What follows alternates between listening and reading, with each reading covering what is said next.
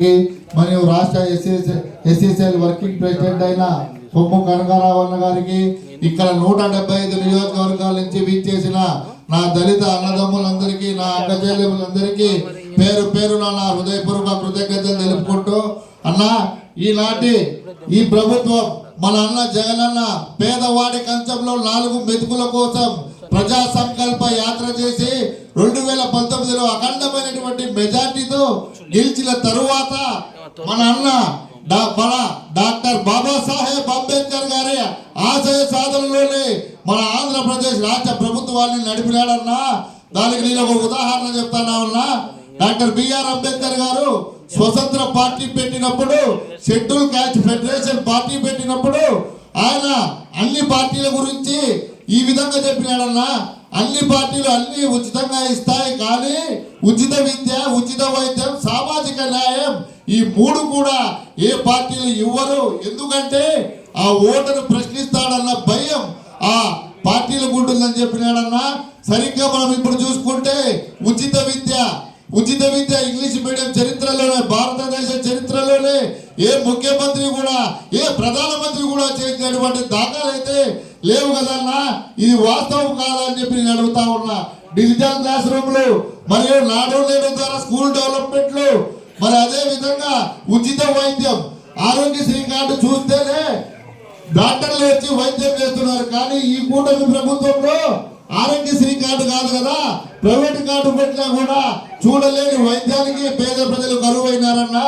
మరి అదే విధంగా మెడికల్ కాలేజీలన్నా, మన అన్న 17 మెడికల్ కాలేజీలు శంకుస్థాపన చేస్తే, 5 మెడికల్ కాలేజీలు పూర్తి చేస్తే, ఈ చేతగాని కూటమి దత్తమ్మ ప్రభుత్వం కేవలం 5,000 కోట్లు పెట్టి దాన్ని కట్టించలేక ప్రైవేటీకరణ చేసే దుస్సాహసానికి పూనుకుంటున్నది వాస్తవం కాదన్నా అని చెప్పి నేను అడుగుతా ఉన్నా.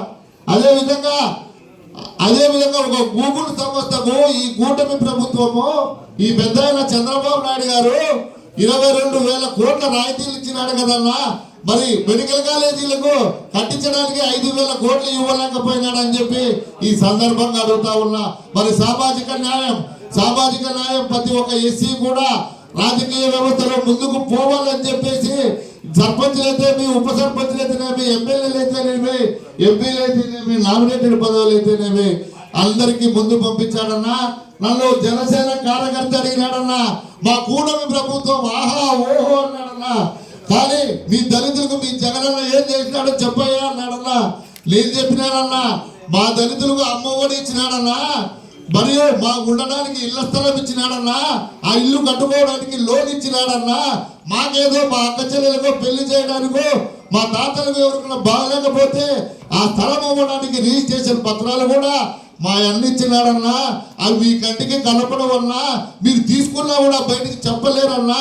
ఎందుకంటే మీరు నార దొక్కినారు కాబట్టి కదన్నా అని చెప్పినానన్నా. మరి అదే మాదిరిగా అన్నా, నా చివరిగా ఒక మాట అన్నా,